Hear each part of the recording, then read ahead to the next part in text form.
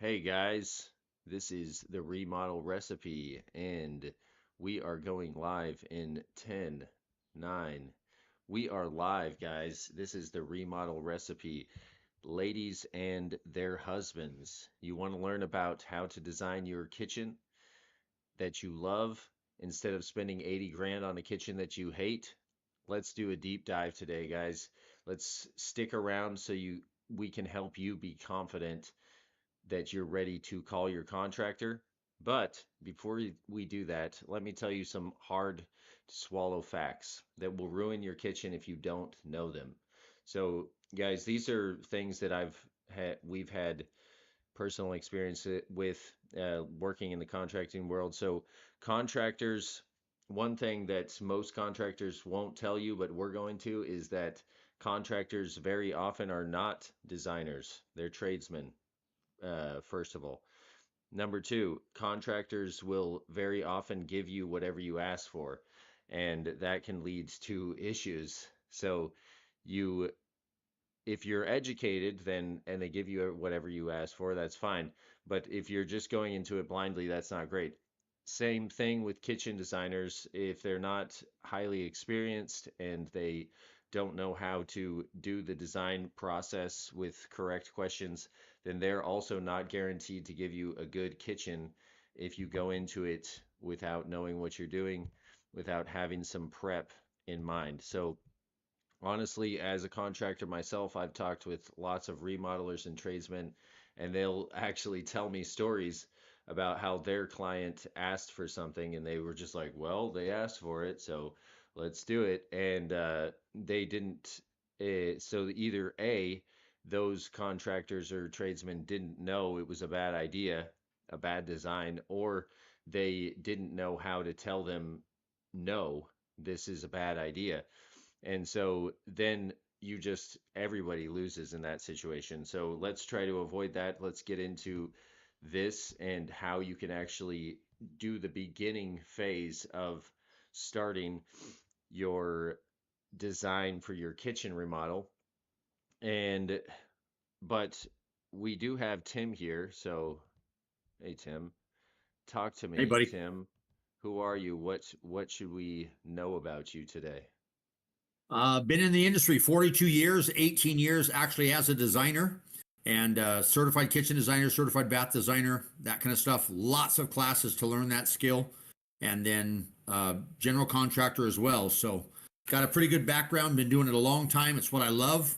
Nothing better than getting a job done and somebody steps back and just looks at their kitchen with tears in their eyes and just that you've changed their life in a great way. I love that about the whole industry and always have. That's why I do what I do. So Awesome.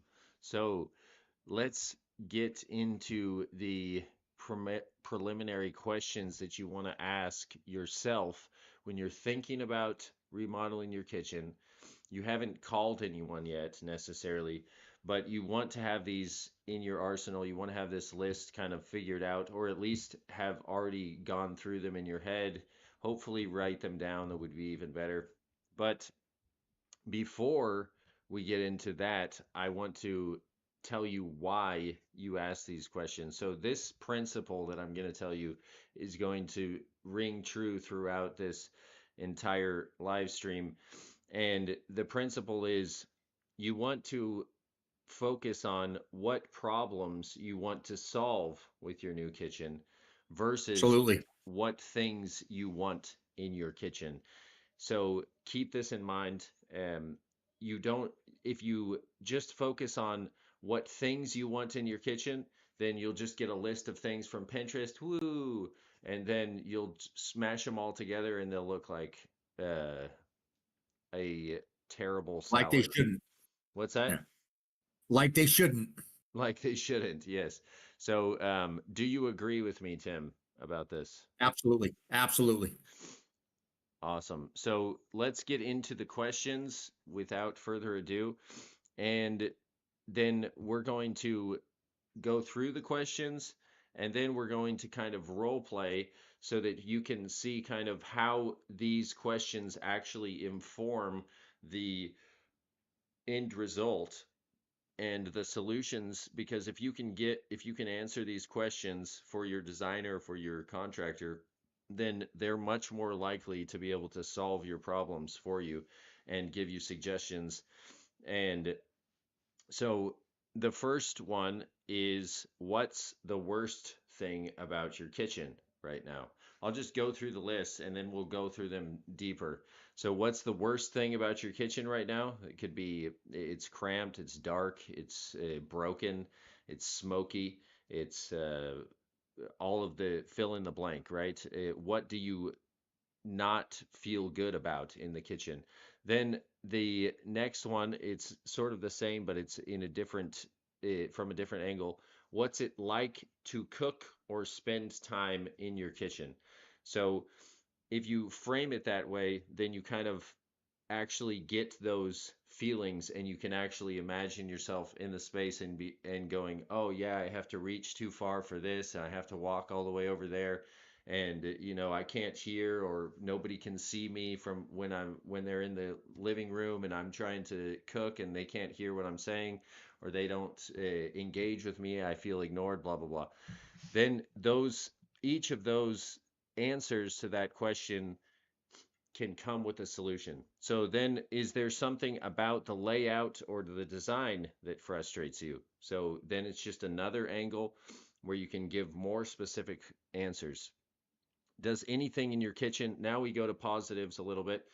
You want to sprinkle in the positives because there's probably something, correct me if I'm wrong, Tim, there's usually something that our clients like about their kitchen. Something that works. Yep. Yeah, so what in your kitchen's design works well for you, or what fixture is nice to you. Maybe you just want a new one, but it works how you want it to. Then the next one is, are there specific moments when you think this kitchen isn't working? So then again, that just triggers your mind to go, oh yeah, this is the thing that where I always get frustrated. And you could just have a generic feeling that your kitchen is bad, right? But just an outdated kitchen is not enough to make a good design for you. And then we go, how does your kitchen's condition affect your daily life? So again, just it's another way that you can actually remember how it's affecting your daily life. And it will also help you to understand, how much do I want a kitchen remodel, right? Maybe I don't even want one right now. And because if it doesn't affect your daily life at all, then what are we talking about? And is there any piece in your kitchen that's sentimental to you? And that was actually something that happened the other day. Do you remember that, Tim, that with the cabinets Yep. from the kitchen client? She had a old home. Do you remember how old that home was? I don't, bud, not off the top of my head. But it was Trying to figure out which client we were talking about. We it talked about a was couple. it was probably like, I think she said it was like 100 years old or something. But basically the client she wanted to have the cabinets um, maintained in some way, right? She didn't just want to rip out the cabinets because they were sentimental to her because of her parents and Oh, so on that's and the so forth. log cabin, Justin. Yeah, exactly. It was something, and I actually think the cabinets were built by her grandfather, and so that's where she wants to reutilize everything that we can, and if we have to get more, she wants them created to look the same. Exactly. So if there's something sentimental in your kitchen and the designer doesn't know about that, they're just gonna rip it out, right? So you can find creative ways to incorporate those things into your kitchen, even if it's not just leave it there. There's creative ways to to maintain those sentimental pieces in your kitchen. So let's go into it again with each of these questions. Let's get into it and kind of think about um, solutions Tim, if you can help me with this. So we'll start with the worst thing about your kitchen right now. I'll just first ask, what are some of the things that your client that our clients have said to you about what they don't like about their kitchen? It could be things like small list would be things like it's too dark, nothing's where I want it to be. I have too much walking between things. Um, I actually just recently ran across one that this home doesn't have a dishwasher, and some people like to do dishes, but I, as a designer, always if they absolutely refuse to have a dishwasher in their home, I always design the kitchen with a 24-inch cabinet left or right of the sink base, so that if they ever sold the home, the next homeowner could remove just that individual 24-inch cabinet and slide a dishwasher in there real simply. Nice. See, that's a perfect solution right there for something that would be kind of a custom thing for someone. So, so let's say that I have my kitchen and it's too dark in there. What would be just the quick, easy ways to fix those things right away? Well, a small list of that would be lighting and color. So my first question is your kitchen dark navy blue?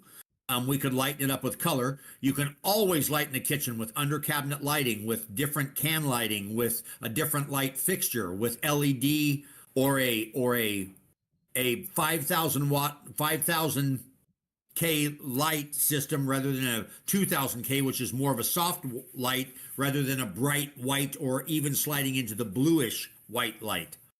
Yeah, So, and then we have windows as well. If you maybe yeah, want to change the absolutely. windows. And so then um so with color, you would brighten the color of the room, so you wouldn't want a black kitchen if it was too dark. And so then let's take the next one. If the kitchen is too cramped, then what are the common issues that make something too cramped? I mean, the obvious one is it's small, but maybe you can expound on that a little bit. Well, I've had clients. I have a kitchen that's about 13 feet by 12 feet, and we actually opened the peninsula area. We took out the soffit cabinets, the peninsula cabinets, and made it an L-shaped kitchen, which allowed us to put a little 42-inch by 28-inch island in the middle of the kitchen. So I do all of the prep work for food on that little island, but the island faces the living room, which Okay. allows us to have an open feel. So when you have a cramped one of the big things in kitchens right now is people are trying to remove walls between another living space. Because back in the day when I was young, my mom had time in the kitchen. We had a little door between the kitchen and the dining room, also that opened into the living room. So mom was in one room and all of our company was in the other room. And as growing up, I'm always thinking, well, that's not really fair. So as I got older, my father and I tore out that wall, put a beautiful arch that matched the period of the home.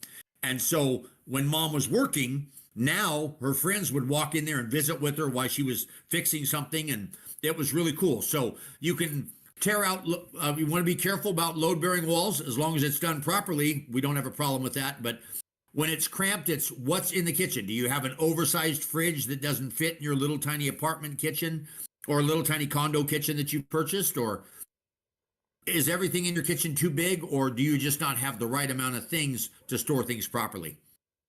Yeah, so the the first one is that you could move walls if you want to go that far. If you don't want to move walls, but it's too small, can you give a an example of a layout that is too cramped?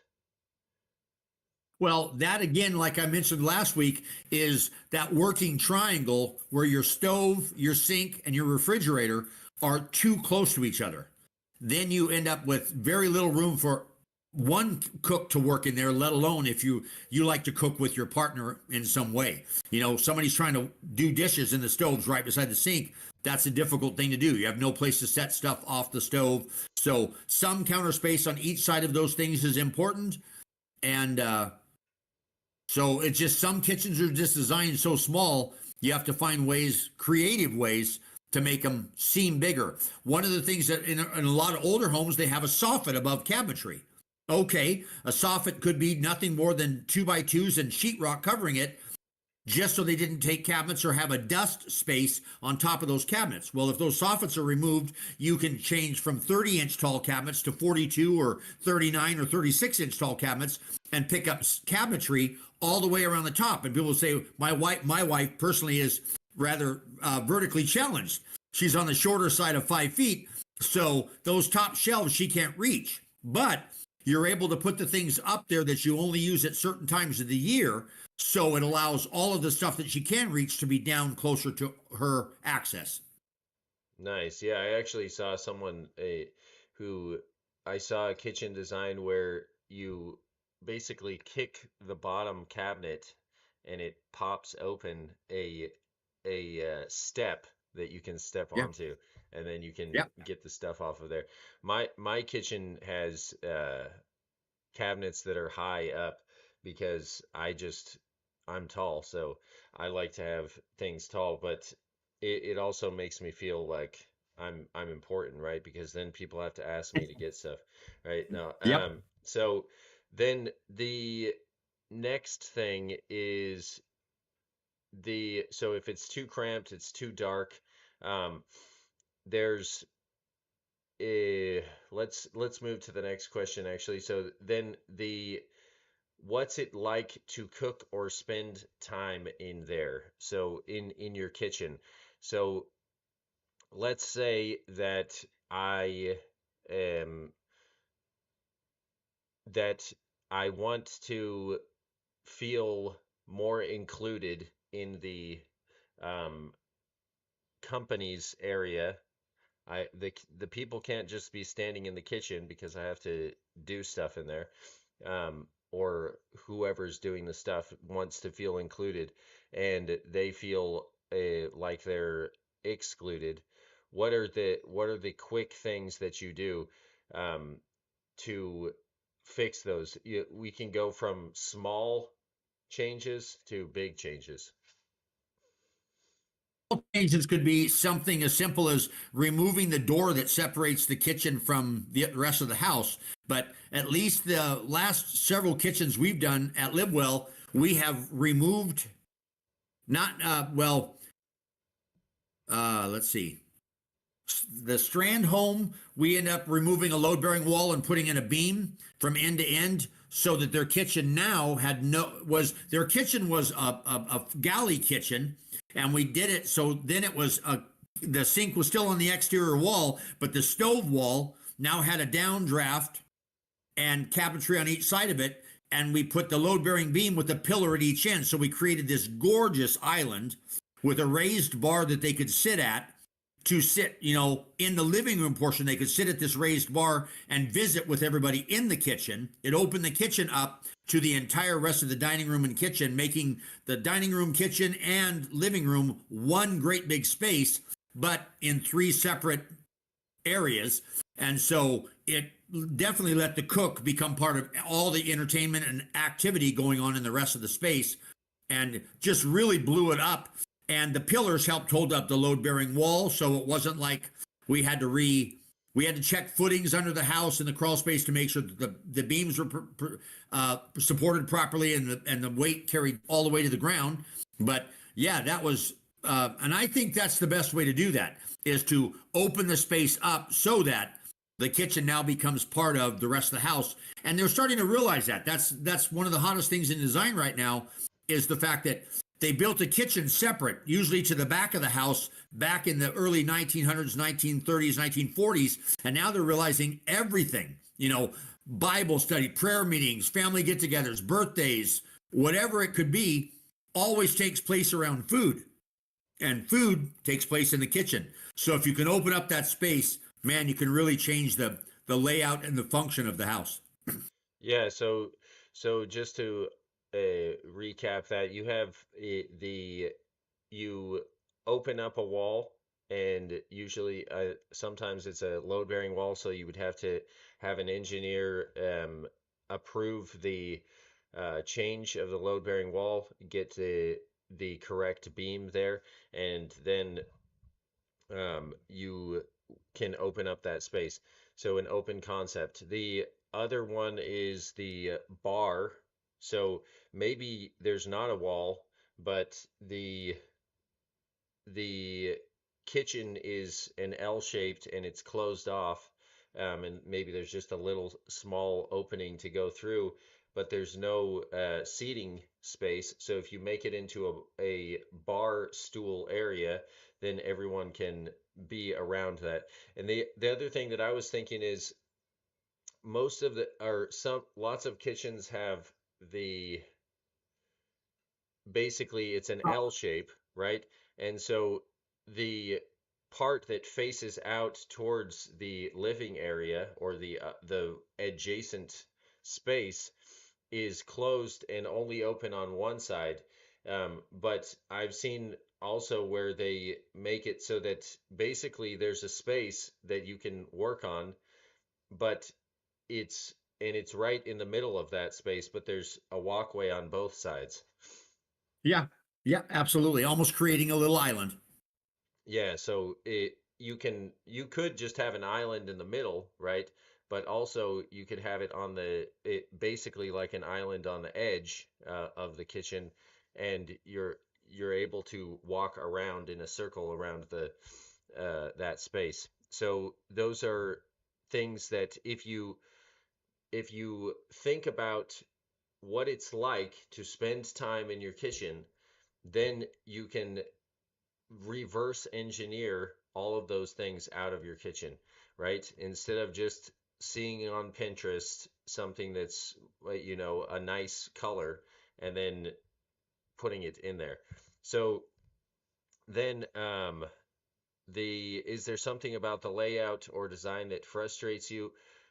Really quickly, is there anything else you can think of that makes people frustrated with their design that's not I about think open? the thing that comes to mind the quickest, Justin, is I've seen stoves right up against a wall or right up against a pantry, some kind of a storage area, and you can't turn a handle. If you got a pot like a frying pan, you can't turn that handle. It's got to be sticking straight out the front of the stove. Well, with young children, that's not a good thing at all. They get a hold of a hot handle and they're pulling something off on them, which is very dangerous. Or you have any kind of a flare up, that flare up's right on a wall or a wooden cabinet. So those are dangerous. That's not a good place, and you have no set off space on that side of your stove. You want to be able to set stuff on either side of your stove. So a lot of those things are design issues, and I don't think they spend as well. I can't say that, but it seems like they didn't spend so much time thinking about the design back in the day, where they just, as long as you had a sink, a refrigerator, and a stove, that was a kitchen. But that may not be a functioning kitchen or a user friendly kitchen, I should say. Good. And so then what are some then you can ask yourself, is there anything in your kitchen that works well for you? And so maybe your kitchen is already opened up. Maybe your kitchen already has the perfect triangle. But some finishes are outdated. Things like that. If you already have those, if they are already nice to you, then you can just enhance them. And because a lot of designers will just see a kitchen and then just say, "Oh, take it all out, make it all different," and they have their vision, right? But if you already know, this feels good to me, this feels at home, this works perfectly for me, then you can just swap it out and leave that part of the layout the same. So you want to ask yourself that question. Eh, what is, have you thought or have you seen a part of sort of the older kitchens, let's say just the kitchens that haven't been remodeled in 20 to 50 years, um, that people continue to want? uh door style a lot. They're like that vintage look. But I think the thing, going back to that other question, Justin, about frustrating, one of the things I mentioned the stove, but one of the things that I hear all the time is my drawers stick, my doors slam. Mm-hmm. Well, most cabinetry today, with the exception of the big box in-house stuff. I mean, anything you special order, or most everything you special order, will have cushion closed drawers and cushion closed doors. Also, options like, I'm at an age in my life where I don't want to have to get down and crawl back in a cabinet to get that pot or that pan. So most of that stuff can be solved with a simple rollout tray or rollout tray combinations or different drawers.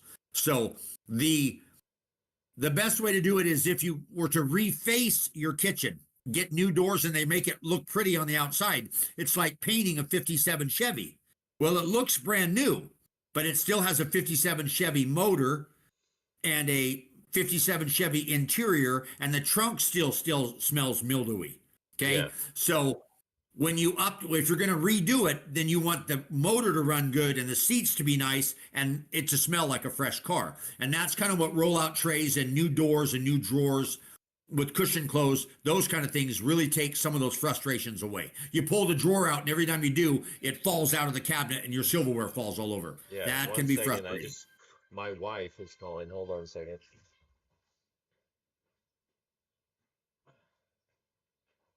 All right. I will respond to her in a moment, but so let's get to the next question. The next question is, are there any specific moments when you think this kitchen isn't working? So, um, we don't really have to get into that, but to the actual solutions to that, but this is a good question just to trigger those moments where you just remembered that this thing was annoying to you, right? And so you want to start with what is annoying to me, and but have an open mind to what the solution will be to that thing. Otherwise, you might miss out on something that's either an easy fix or it's a really amazing fix, right? If you Yeah. just have this idea of like, oh, I'm just gonna do all these things right away, and I have my closed mind about what I'm gonna fix and all these things, then you might miss out on some really cool design features. So, then how does your kitchen affect your daily life? And again, that is something that can help you to understand how important it is to remodel your kitchen. If you have a something that's damaging your interaction with your family, or or it's making you afraid of being in danger because something might burn down or whatever, then all of those things can be taken into account with the design that you make. And then the last one is sentimental value. So you mentioned sometimes, and this is something that you want to take into account when you're talking to your designer or you're designing your kitchen, or you're talking to a contractor, is that they're going to just most people will just assume rip everything out and put everything back in, right? And so if so you want to think about this before you go into it. And you were talking the other thing that I was trying to say was that there also one thing that many contractors, and we've been guilty of this in the past, and we try to avoid it, is that you know how much you want to spend on something, and you know whether or not a inefficient fix is worth it to you, right? So if something is important to you to maintain, but it's 30% more, and you just say, oh, what do you suggest? Just take this into account that many people who are working, a lot of tradesmen, they're not elitists. They're not. They're just common people who have really amazing skills and they really know how to do a kitchen, but they're not necessarily the type of person that's just like, oh yeah, 50 grand on this thing. They're so you decide this thing is important to me. These cabinets are important to me. This this finish or the look of this finish is important to me, and I'll spend an extra 500, an extra 1,000, an extra 5,000 to keep that, right? And because if someone comes in and you just say, "Hey, so," because I talk to contractors all the time, you know, my colleagues, and I'll say, whether it be with my clients or with other clients, and I'll say, this client has this kitchen, right? And they have these features and they want it nice. And they'll say, oh, well, the most cost effective way is to take this out and put this in. And you can get them for $500 over there. And then you'll just put it in and it'll be great, right? But they're not realizing that it's your money and it's your preferences. And so maybe you want to spend the least amount of money. That's fine. Maybe you want to spend a little bit more on this and a little bit less on that, to maintain something or um, to do something. So do something that fixes your problem. So if something is sentimental to you, like cabinets, this is where I was trying to get to is cabinets are, if it's more efficient to just pull them out and put in new ones. You can get them at all different price points, anywhere from, you know, $300 to $500 a cabinet to uh, $10,000 a cabinet or whatever it is. But it, you can, but sometimes you don't want to just have the most cost effective way. Do you want to add anything to that, No, Tim? Justin, I agree with the cabin that we're looking at with the cabinets that are very sentimental. Um, she wants a new working surface. Well, that's great. Well, if you're going to do a new countertop, then basically we can use everything you have, recreate anything that we need in addition to what you have, and once we get it relocated where you want it, where everything fits, you got the dishwasher now, those things, then you have somebody come in, template, and give you brand new, beautiful countertops, and it looks like you have a new custom kitchen. Yeah. Okay, we spent less on our solid surface countertops. We did a quartz countertop in my home, and we wanted to. The way we looked at it is, my wonderful wife picked a liked a group D color. Well, quartz quality is the same from an A, B, C, D all the way up to E. Just some of the quartz that's in the E and the more movement in the quartz can cost more money.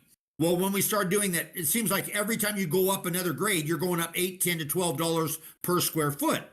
So we agreed to do a group A color rather than a group D color, which saved us almost $1,500. And the best way to describe the way I sold it to my wife was, I just brought her down and I said, could you live with this color? And she goes, yes. And I said, because if you can live with this color, then I can do bling, that little fancy bling that you wanted. We can do that with $200 in backsplash tile.